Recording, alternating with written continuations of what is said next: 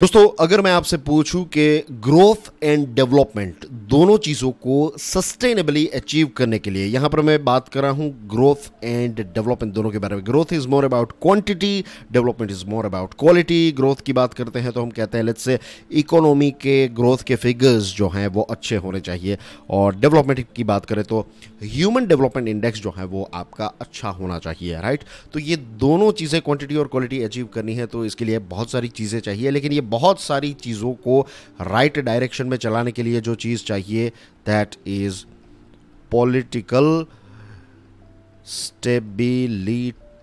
Without political stability आप perform नहीं कर पाएंगे। अगर बार बार सरकारें चेंज हो रही हैं तो वो देश जो है वो अच्छी तरीके से परफॉर्म नहीं कर पाएगा। अभी हाल ही में आपने देखा कि यूके में क्या हुआ, बोरिस जॉनसन थे, फिर बोरिस जॉनसन की जगह पर आए लिज ट्रूस, फिर उनकी जगह पर आए हैं ऋषि सुनाक, इज़न्ट इट। जब बोरिस जॉनसन को लिज ट्रूस ने रिप्लेस किया और फिर लिज ट्रूस पर खतरा मंडरा रहा था, उस टाइम पर बहुत सारी बातचीत हो रही थी कि अब यूके जो है वो गिर जाएगा, पॉलिटिकल स्टेबिलिटी चली गई है, कैसे ये देश ऑपरेट हो पाएगा, इन्फ्लेशन काफ़ी बढ़ चुका है, लोगों की जॉब्स एक्सेट्रा। तो जनरली हम यही मानते हैं कि पॉलिटिकल स्टेबिलिटी से ही सारी चीज़ें हो सकती हैं, राइट।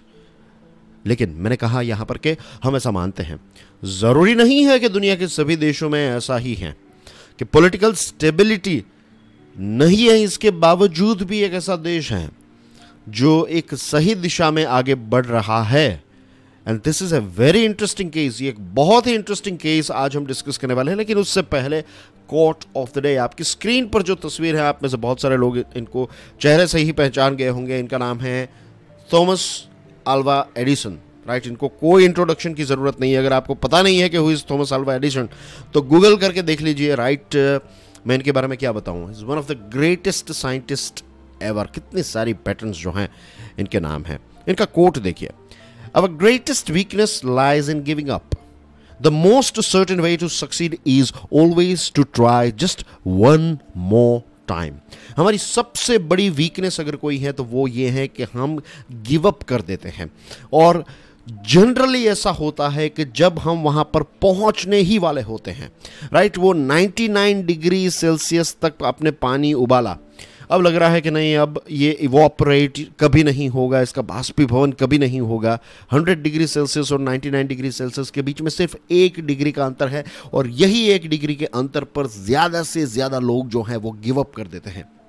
अगर वो एक बार और कोशिश करें then they can reach 100 degree celsius, और फिर वो लिक्विड में से गैस बन जाएंगे, इन द सेंस कि वो ऊपर उठ जाएंगे, वो उस जोन के बाहर निकल जाएंगे। वो फेलियर वाला जो जोन था उसके बाहर निकलकर सक्सेस की नई दुनिया में एक कदम रखेंगे। और यहाँ पर सिर्फ बड़ी बड़ी चीज़ों की बात नहीं हो रही है, छोटी छोटी चीज़ें। अगर पढ़ाई करने में आपको लेट्स से आलस आ रही है, राइट, तो एक टाइम तय कीजिए कि ये 30 मिनट्स जो हैं, राइट, ये 30 minutes I will give my best. और वो 30 मिनट्स जब आप अपना बेस्ट देने की स्टार्ट करो, 20 मिनट्स के बाद आपको फिर से वो बोर्डम आए, तो 10 मिनट्स के लिए use all your energy and try one more time. ये हर जगह पर एप्लीकेबल है, ऐसा नहीं है कि बड़े बड़े इन्वेंशंस में ही, छोटी छोटी चीज़ों में भी आप इसको अप्लाई कर सकते हैं। Welcome to the Hindu analysis by Prashant Mawani. आज 2 नवंबर 2022 है। हमारे टेबल पर बहुत ही इंटरेस्टिंग आर्टिकल हैं, what we can learn from Israel. एक आशा वर्कर ने इंडियन एक्सप्रेस में एक आर्टिकल लिखा है, एयर पोल्यूशन को रोकने के लिए बहुत सारी कोशिश की जा रही है, लेकिन कौन सी ऐसी सबसे कमज़ोर कड़ी है जिसकी वजह से हम एयर पोल्यूशन को रोक नहीं पा रहे हैं, उसके बारे में हम बात करने वाले हैं। बहुत ही इंटरेस्टिंग आर्टिकल है। और डेलिब्रेटिव डेमोक्रेसी, ये भी एक आई ओपनिंग आर्टिकल है। That's basically everything we have got on our table. Tel Aviv model, Times of India का ये आर्टिकल है। You will be surprised to know, कल इजराइल जो है वहाँ पर इलेक्शंस कंडक्ट हुए, और ये इलेक्शंस जो है ना, पिछले 4 सालों में ये 5वीं बार इजराइल में इलेक्शन कंडक्ट हुए हैं। तो जो पॉलिटिकल इंस्टेबिलिटी की मैं बात कर रहा था, I was talking about Israel. तो क्या इजराइल अब जो है वो गिर रहा है? क्या इजराइल में ग्रोथ एंड डेवलपमेंट नहीं हो रहा है? क्या इजराइल जो है वो अब पहले जैसा नहीं रहा है? ये सारे प्रश्न जो हैं वो मेरे दिमाग में भी उठे जब मुझे पता चला कि इजराइल में पिछले 4 सालों में 5वीं बार इजराइल जो है वो इलेक्शन कर रहा है। और अब जो रिजल्ट्स आएंगे तो एक नई सरकार की स्थापना होगी, और जो बेंजामिन नेतन्याहू हैं वहाँ के प्राइम मिनिस्टर ऑलरेडी थे, आपको याद होगा प्राइम मिनिस्टर मोदी साहब और बेंजामिन नेतन्याहू के बीच में काफ़ी अच्छी दोस्ती है। तो बेंजामिन नेतन्याहू जो हैं वो कोशिश कर रहे हैं कि वो फिर से प्राइम मिनिस्टर बन जाए। वो निकल गए थे, मीन्स प्राइम मिनिस्टर की पोस्ट में एक लंबे समय तक रहे, लेकिन उसके बाद आई थिंक 2 और प्राइम मिनिस्टर आ गए। तो अब फिर से वो कोशिश कर रहे हैं कि वो प्राइम मिनिस्टर बन जाए। तो पिछले 4 सालों के अंदर इजराइल का ग्रोथ देखेंगे, डेवलपमेंट देखेंगे और समझेंगे कि ज़रूरी नहीं है कि पॉलिटिकल इंस्टेबिलिटी है तो आपका देश जो है वो तरक्की नहीं कर सकता। अगर आपकी सिस्टम्स अच्छी हैं, लोग कोई भी हो सिस्टम पर बैठने वाले, सिस्टम अच्छी होनी चाहिए। If you have a good system, अगर इसका प्रॉपर इंप्लीमेंटेशन हो रहा है तो आप आउटस्टैंडिंग रिजल्ट्स जो हैं वो अचीव कर सकते हैं। जस्ट इमेजिन कि इजराइल की सिविल सर्विसेज कितनी अच्छी होगी कि इलेक्टेड मेंबर्स जो हैं वो चेंज हो रहे हैं, लेकिन परफॉर्मेंस जो है वो इनफैक्ट बढ़ता ही जा रहा है, आगे बढ़ता जा रहा है। कोविड वैक्सीन की बात करें, आपको याद होगा कि दुनिया के सबसे पहले देशों में से एक था इजराइल जिसने कोविड वैक्सीनेशन को रोल आउट किया, और इसकी वजह से इजराइल को यह फ़ायदा हुआ कि पैंडेमिक की जो इम्पैक्ट ऑफ कोर्स दुनिया की सारी इकोनॉमीज़ पर आई है, लेकिन जो आनी चाहिए, जितनी ज़्यादा आनी चाहिए उतनी नहीं आई, क्योंकि उन्होंने ऑलरेडी कोविड वैक्सीन जो है इसको रोल आउट कर दिया था। बहुत ही अच्छी तरीके से डिज़ाइन किया कि कैसे लोगों को डिस्ट्रीब्यूट किया जाएगा, सेकंड डोज और booster dose and things like that. तो इसकी वजह से इजराइल जो है वो लगभग कुछ समय के लिए तो लॉकडाउन में रहा, लेकिन दुनिया के दूसरे देशों के मुकाबले देखा जाए तो बहुत कम लॉकडाउन में रहा है। और जब हमारे यहाँ पर ओमिक्रॉन की वेव चल रही थी, उस टाइम पर इजराइल जो है वो रिलेटिवली ओपन था, और जीडीपी का ग्रोथ जो है वो इस साल इजराइल 5.2% करने वाला है। 5.2% से उनकी जीडीपी जो है वो एक्सपांड होने वाली है, which is a very good thing. पिछले 4 सालों की कंसिस्टेंसी के आंकड़े हमें उनकी हाईटेक इंडस्ट्री में भी नज़र आते हैं। 2021 में हाईटेक इंडस्ट्री ने $25 बिलियन रेज किए, राइट। वो 2020 के मुकाबले 136% ज़्यादा हैं। दैट मीन्स कोविड और ये सारे चैलेंजेस और पॉलिटिकल इंस्टेबिलिटी के बावजूद भी उनकी हाईटेक इंडस्ट्री जो है वो राइट दिशा में आगे बढ़ी है।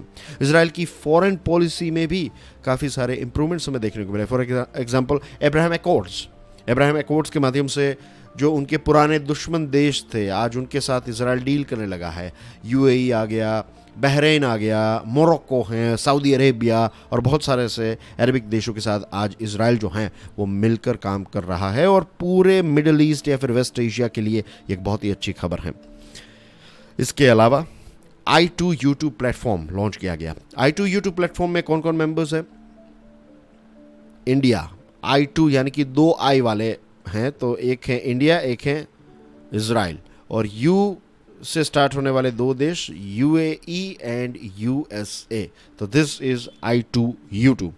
I2U2 प्लेटफॉर्म जो है इसका मेन लक्ष्य यह है कि ये इंफ्रास्ट्रक्चर को बढ़ावा देगा, फूड सिक्योरिटी को अचीव करने में मदद करेगा, एक्सेस टू एनर्जी, इसी के साथ साथ अलग अलग रीजन्स में इकोनॉमिक पार्टनरशिप को और ज़्यादा मजबूत करने का काम जो है ये I2U2 प्लेटफॉर्म कर रहा है, और इजराइल इसका पार्ट है। इसको मिडल ईस्ट का क्वाड भी कहा जाता है, इस ग्रुप को, I2U2 को।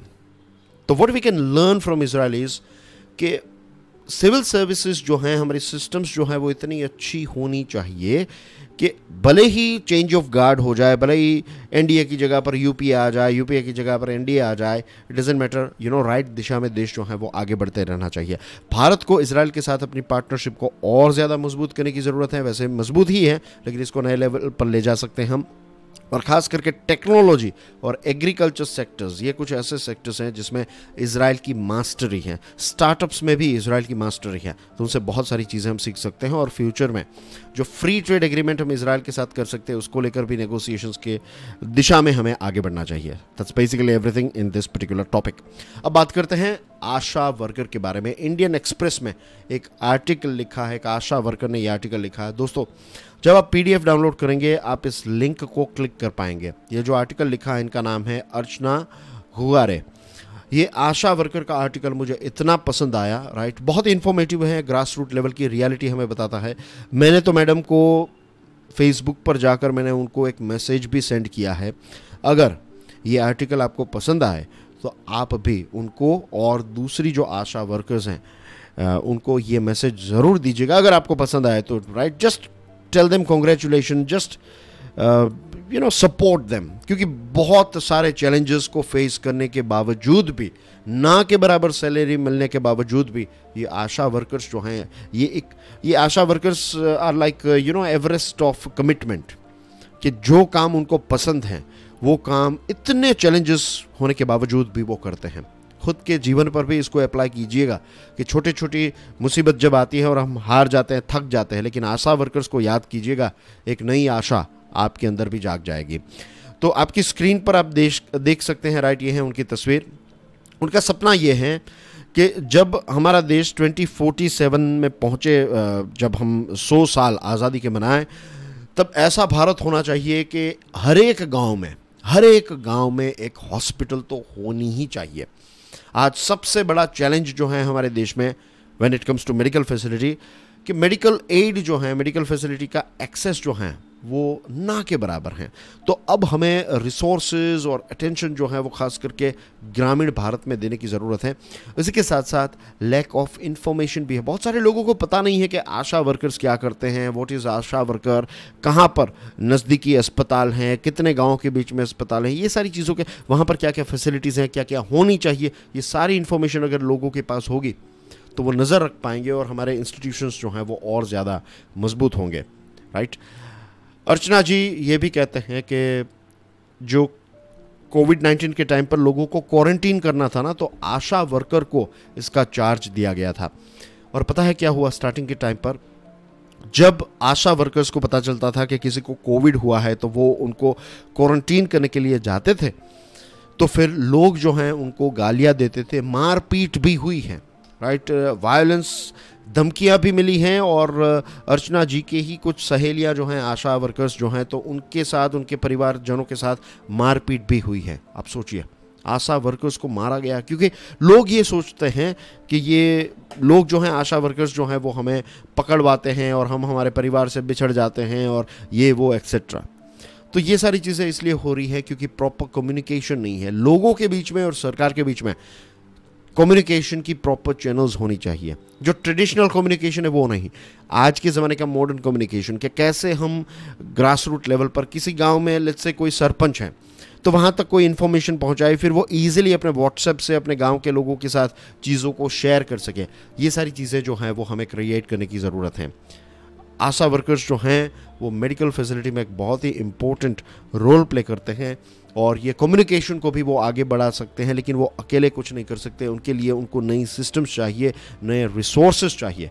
लेकिन सबसे बड़ा प्रॉब्लम, जैसे मैंने आपको बताया, लैक ऑफ रिसोर्सेज नहीं होंगे तो आप कैसे इतनी बड़ी पॉपुलेशन की सेवा कर पाएंगे, राइट। देखिए सिचुएशन ऐसी है, वो लिखते हैं कि सबसे नज़दीक का अस्पताल जो है वो 9 किलोमीटर दूर होता है और एम्बुलेंसेस को जब बुलाया जाता है तो एम्बुलेंस को आने में घंटों लग जाते हैं। कई बार ऐसा होता है कि जो प्रेग्नेंट महिला जब लेबर में आती है, जब डिलीवरी का टाइम है, राइट, तो उस टाइम पर ऑटो रिक्शों में, एक तो आपको रिक्शा पकड़नी है, किसी को पहले तो ढूंढनी है कि गाँव में मिलेगी, अगर मिल जाएगी फिर उसको लेकर आप जाएंगे, तो इसमें बहुत सारे कॉम्प्लिकेशंस भी क्रिएट हो सकते हैं। मेडिकल फैसिलिटीज़ जहाँ पर हैं तो वहाँ पर अंडर स्टाफ की सिचुएशन है, एडिक्वेट इक्विपमेंट्स वहाँ पर अवेलेबल नहीं है। ये सारे इश्यूज जो हैं वो फेस करने पड़ते हैं। 2009 में पता है आशा वर्कर्स को एक महीने में कितने रुपए दिए जाते थे? 250 रुपीज़। 8 से लेकर 12 घंटे ये लोग काम करते हैं और आज 13 साल के बाद उनकी सैलरी है 4000 रुपये। दोस्तों आप बताइए, 4000 रुपये में किसी का घर चलेगा आज के ज़माने में? ऑफ कोर्स नहीं चलेगा। और कई बार तो ऐसा होता है कि पेमेंट्स जो हैं वो भी डिले किए जाते हैं। तो ये जो टेम्पररी स्टेटस है आशा वर्कर का, इसको फॉर्मलाइज करने की ज़रूरत है। ये सारे रिसोर्सेज जो हैं वो प्रोवाइड करने की ज़रूरत है और लेट्स होप कि 2047 तक हमारे देश में ऐसी सिचुएशन हो जाए कि हर एक गाँव में एटलीस्ट बेसिक फैसिलिटी वाली एक हॉस्पिटल जो है वो हर एक गाँव में हो। The weakest link in the air pollution fight, the Hindu का एक आर्टिकल है, the weakest link. Air pollution को फाइट करना बहुत ही इंपॉर्टेंट है क्योंकि एक ओशो का स्टेटमेंट यहां पर मुझे याद आ रहा है कि कोई आदमी जो है वो 1 महीने तक भूखा रह सकता है, जनरली स्पीकिंग। 1 हफ्ते तक पानी के बिना रह सकता है, सांस के बिना, विदाउट एयर।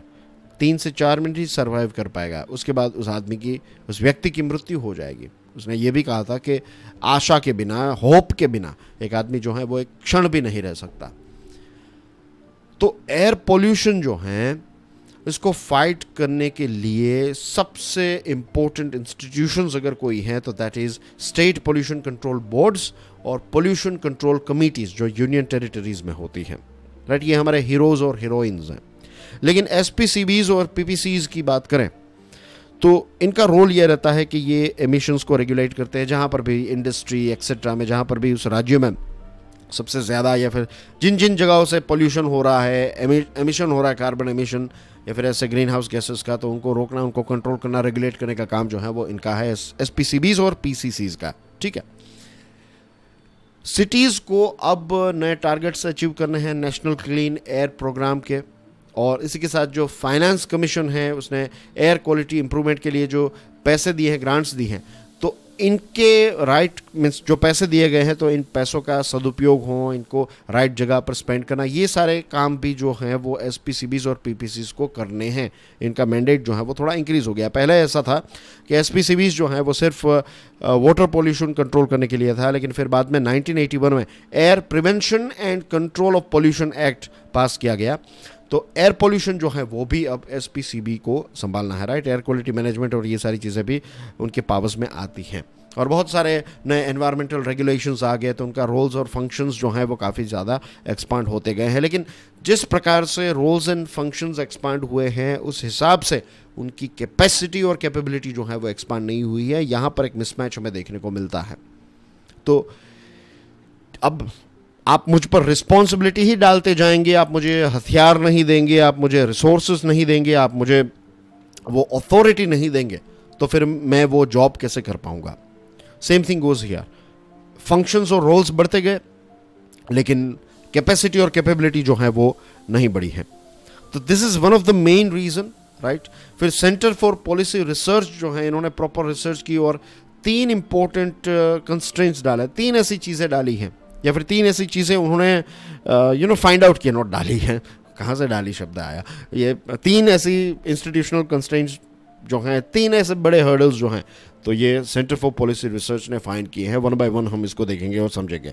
नंबर 1, जो एसपीसीबीज हैं इनका कॉम्पोजिशन, जो उसका पूरा स्ट्रक्चर है वो कैसा है कि इसमें मल्टी मेंबर बोर्ड्स में मल्टी मेंबर बॉडीज़ होती है, चेयरमैन होते हैं और बोर्ड मेंबर्स होते हैं। You will be surprised to know 10 ऐसी 10 SPCBs और PCCs जो हैं, टोटल 10 ऐसी इंस्टीट्यूशंस जो हैं, तो उनका एक ओवरऑल रिसर्च किया गया इन पर, और पता चला कि 50% जो बोर्ड मेंबर्स हैं वो पोटेंशियल पोल्यूटर्स हैं। हाउ? लाइक जो लोकल इंडस्ट्री के मेंबर्स हैं तो वो उसके मेंबर रहते हैं, जो लोकल कुछ ऐसा पोल्यूशन करने वाली जो ऑर्गेनाइजेशंस हैं, वाटर पोल्यूशन हो, एयर पोल्यूशन हो, तो ऐसे ही लोग जो हैं वो इसके 50% जितने में, ये 10 में से 50% जितने बोर्ड मेंबर्स जो हैं, 10 इन द सेंस कि ये 10 एसपीसीबी और पीसीसीज का जो रिसर्च किया गया तो उसमें से पता चला कि 50% जितने लोग जो मेंबर्स हैं वो पोटेंशियल पोल्यूटर्स हैं। तो यहाँ पर एक clear conflict of interest create हो रहा है। दूसरी चीज़, साइंटिस्ट्स, मेडिकल प्रैक्टिशनर्स, एकेडमिक्स, इनकी बात करें तो बोर्ड मेंबर्स टोटल जो हैं तो 7% जितने ही रिप्रेजेंटेशन जो है वो साइंटिस्ट और मेडिकल प्रैक्टिशनर्स और एक्सपर्ट्स का है। मिनिमम 2 एक्सपर्ट्स होने चाहिए। कोई भी ये 10 में से किसी भी बोर्ड में ऐसे एक्सपर्ट्स नहीं हैं, तो ये सबसे बड़ा हर्डल है। इसका कॉम्पोजिशन जो है वो बराबर नहीं है। नंबर 2, एसपीसीबी लीडरशिप की बात करें तो चेयरपर्सन और मेंबर सेक्रेटरी होते हैं, राइट। अब उनके पास जो मीन्स उनको जब यहाँ पर ट्रांसफ़र किया जाता है तो उनकी जो टेन्योर हैं ये फुल टाइम और लॉन्ग और स्टेबल नहीं होती है। थोड़े समय के बाद उनको किसी और जगह पर पोस्ट किया जाता है, लगभग 1 साल के अंदर अंदर उनका ट्रांसफ़र हो जाता है। तो ऐसी सिचुएशन में अभी कोई व्यक्ति जो है वो अभी इसमें एसपीसीबी में आपने ट्रांसफ़र किया, सरकार ने ट्रांसफ़र किया, अब वो चीज़ें सीख रहे हैं और उसके बाद तुरंत ही उसका ट्रांसफ़र हो जाएगा। अभी उन्होंने काम समझा ही है और ट्रांसफ़र हो जाएगा। तो this is a big problem. And number 3 is under staffing, right. लगभग 40% जितनी सैंक्शनड पोस्ट जो है वो वेकेंट है और कम स्टाफ, यानी कि अब स्क्रूटिनी नहीं कर पाएंगे, असेसमेंट प्रॉपर नहीं हो पाएगा और सिचुएशन जो है वो अनसस्टेनेबल हो गई है। तो ये 3 बड़े हर्डल्स हैं। अगर ये 3 बड़े हर्डल्स को प्रॉपर किया जाए तो एसपीसीबीज और पीसीसीज जो है वो प्रॉपर फंक्शन कर पाएगी, और ये अगर फंक्शन कर पाएगी तो पोल्यूशन को कंट्रोल में रखा जाएगा, और पोल्यूशन को कंट्रोल में रखा जाएगा तो बेसिकली लोगों को जो जीने का अधिकार है उसको वो एंजॉय कर पाएंगे। Simple is that. Deliberative democracy, telegraph का ये एक बहुत ही इंटरेस्टिंग आर्टिकल है। दोस्तों, जब अग्निपथ स्कीम को लॉन्च किया गया तो पहले 5 दिनों के अंदर ही इस स्कीम में 10 बड़े बदलाव किए गए। 10 बदलाव किए गए सिर्फ 5 दिनों के अंदर। ये क्या दिखाता है? ये किस चीज का प्रतीक है? ये इस चीज का प्रतीक है कि पॉलिसी बनाते वक्त, नीति बनाते वक्त कंसल्टेशन जो है उसको इतना ज्यादा जोर नहीं दिया जा रहा है, और सरकार ने बहुत सारी ऐसी पॉलिसीज निकाली, बहुत सारे ऐसे डिसीजंस लिए हैं जिसमें क्लियरली नज़र आता है कि सरकार ने पब्लिक कंसल्टेशन जो है वो ना के बराबर किया। For example, demonetisation. जब डीमोनेटाइजेशन को किया गया तो पहले 43 डेज के अंदर 60 चेंजेस इसमें किए गए। जब जीएसटी को लॉन्च किया गया तो पहले 10 महीनों के अंदर 376 बदलाव किए गए। फार्म लॉज को इंट्रोड्यूस किया, 1 साल के अंदर इनको कंप्लीटली रिपील यानी कि हटा देना पड़ा। ये सारे अलग अलग एग्जांपल्स यही दिखाते हैं कि कंसल्टेशन जो है वो बहुत ही पुअर है हमारे देश में, और इसकी वजह से परफॉर्मेंस भी इतना अच्छा नहीं रहता है। सरकार ने mygov.in जैसी वेबसाइट भी लॉन्च की है। टेक्नोलॉजी के माध्यम से लोग जो हैं वो सरकार के साथ कनेक्ट हो सकते हैं, अपने रिव्यूज़ दे सकते हैं, अपने सुझाव दे सकते हैं, लेकिन इससे भी इतना कोई ख़ास फ़र्क जो है वो नहीं पड़ा है। आज भी पब्लिक कंसल्टेशन में हमारा देश जो है वो काफ़ी पीछे हैं, और पब्लिक कंसल्टेशन जो है इससे लोगों की अवेयरनेस भी बढ़ती है। लोग जो है वो ज़्यादा कॉन्शियस होते हैं। एक डेमोक्रेटिक पार्टिसिपेशन जो है वो और ग्रास रूट लेवल में स्प्रेड होता है। इसके रूट्स जो होते हैं वो और ज़्यादा डीप पेनिट्रेट होते हैं, और जो हमारा डेमोक्रेटिक कल्चर है वो कंटिन्यूस रहता है, वो ग्रो होते रहता है। उसका जो ग्राफ है वो ऊपर ही जाता रहता है जब कंसल्टेशन बढ़ता है तब। सबसे बड़ा प्रॉब्लम ये भी है ट्रांसलेशन का, जो अंग्रेज़ी में या फिर दूसरी लैंग्वेजेस में इसको लॉन्च किया जाता है तो इसकी वजह से लोग समझ ही नहीं पाते। अब 1960 में प्रेसिडेंशियल ऑर्डर लॉन्च किया गया, ऑफिशियल लैंग्वेजेस लेजिस्लेटिव कमीशन, और इसमें यह था कि सारे राज्यों के अंदर ऐसा एक कमीशन होना चाहिए जो सेंट्रल लॉज जो हैं तो सेंट्रल पॉलिसीज़ जो हैं इसको ट्रांसलेट करके रख दें। लेकिन आज हमारे देश में सिर्फ कर्नाटका, केरला, तमिलनाडु और आसाम के पास ही ऐसे डेडिकेटेड कमीशंस हैं। तो हमें डेमोक्रेसी को एक्सपांड करना है, डेमोक्रेसी को अगर और ज़्यादा मजबूत बनाना है तो कंटिन्यूस एंगेजमेंट, लोगों का पार्टिसिपेशन, सिर्फ ऐसा नहीं कि वोट का बटन दबाएं और फिर आप चले गए और आपने पार्टिसिपेट कर लिया। नो, कंटिन्यूसली हमें एक्टिव रहना है इसमें। आई एम नॉट सेइंग कि आप सब पॉलिटिक्स ज्वाइन कर लीजिए, लेकिन पॉलिसीज़ क्या लॉन्च हुई है इसके बारे में पता होना चाहिए। न्यूज़ के माध्यम से हमें पता चलता है, इसके ऊपर डिस्कशन करें, डिबेट करें। हमारा देश और हम खुद डेवलप होंगे, हमारा खुद का ग्रोथ होगा और देश का भी डेवलप होगा और समाज का भी डेवलपमेंट होगा। सोचिएगा इसके बारे में। That's basically everything in today's discussion dear friends. Thank you very much for watching this video पसंद आया हो तो hit the like button, share this video and do consider subscribing Curiously Education. Thank you very much, god bless you all, जय हिंद।